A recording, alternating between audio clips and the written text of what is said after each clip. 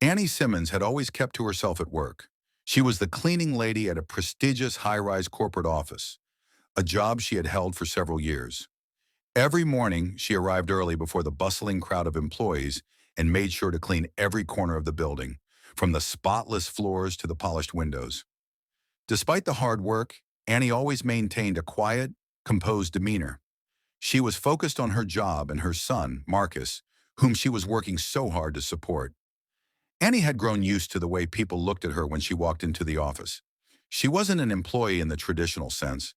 She was just the person who cleaned up after them, the one they never really noticed until the floor was dirty. The employees rarely spoke to her, and when they did, it was often a passing comment like, "Thanks for getting that spot," or "Can you clean the restroom again?" But Annie had learned to stay out of the way. She wasn't here to make friends. She was here to earn a living and provide for her son. However, recently the atmosphere at the office had shifted. The mocking had started small, almost unnoticeable at first. A few snide remarks here and there, whispers when she walked by, and dismissive glances from the younger staff members. But Annie didn't mind. It was just the way things were. She had experienced it before, moving from job to job. She was used to being overlooked, underestimated, and dismissed. It was just part of life, but things escalated over time. The comments started to get louder, more brazen. Annie had always done her best to ignore them, to keep her head down and focus on her work, but it was getting harder to do so. One afternoon, as she was cleaning the lobby, she overheard two office workers laughing at her. "Did you see her today?" one of the women said. "She's always cleaning up after us, but have you noticed her clothes? She looks like she's straight out of the 90s. The other woman laughed. "Yeah, she's like a ghost around here. I swear she's invisible. I bet she doesn't even know how to use a computer. She doesn't even belong in a place like this." Annie's heart sank. She had heard similar comments before, but for some reason, this time it hurt more. Maybe it was because, despite her quiet nature, she had begun to believe that she deserved to be seen, that she wasn't just invisible. She was a person with dignity, a person with value. And yet here were these women mocking her, reducing her to nothing more than an object in their way. It was as if they couldn't even see her as a human being. Annie stopped mopping for a moment, letting the words sink in. She wanted to say something, to speak up, but she knew better. Saying anything would only make it worse. These women were already in positions of power. They were the ones with the titles in the office space. They were the ones who didn't have to clean up after anyone. She was the one at the bottom of the ladder. She had no power, no influence. As the weeks passed, the bullying continued. The whispers grew louder. The mocking became more frequent. It wasn't just the women now. Even the men at the office joined in. Some of them would stare at her as she scrubbed the floors, laughing behind her back, calling her names when they thought she couldn't hear. "Hey, Annie, do you know where the coffee is?" one man would ask, smiling, like he had just made some kind of clever joke. "I bet you don't even drink coffee." He would laugh, not caring that his comment was a direct insult. Annie tried to let it roll off her back. She had always been tough, always strong for her son. But deep down, it was starting to wear on her. She felt the weight of the mockery every time she stepped into the office. The isolation, the exclusion. It felt suffocating. It was as if she had become nothing more than the cleaning lady, a role that defined her, a role that erased any sense of individuality or worth. But it wasn't just the jokes that bothered her. It was the way they looked at her, like she was less than them, like her value as a human being was defined by her job. No one took the time to get to know her. No one saw the sacrifices she had made, the long hours she spent working just to make sure her son had a future. No one cared that she was doing the best she could, day in and day out. They only saw a woman with a mop and bucket.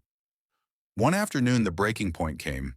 Annie had been cleaning the office of the CEO, Mr. Harris, a man who had always ignored her and made it clear he didn't see her as anything more than a service worker. She was just finishing up when she overheard a conversation between two employees. They were sitting near the office door, oblivious to her presence as they talked about her. "I don't even understand why they still have her here," one of the employees said. "I mean, she's a joke. She's probably the kind of person who doesn't even know what a real job is. Just cleaning all day, Annie took a deep breath. She couldn't take it anymore. The words from the employees echoed in her mind, and the hurt she had been carrying for so long finally turned into something else. Anger. Not a destructive anger, but a quiet, focused kind of rage that built up inside her. She had endured this for too long. It was time for a change. It was time for her to take control. Without saying a word, Annie left the CEO's office. She walked briskly down the hall, her footsteps echoing in the otherwise quiet building. The more she walked, the more determined she felt. She wasn't just a cleaning lady. She wasn't just someone who scrubbed floors and emptied trash cans. She was a woman with dignity, with power, and she wasn't going to let anyone take that away from her anymore. She headed straight for the HR department, her heart racing with anticipation. She had made up her mind. This was it.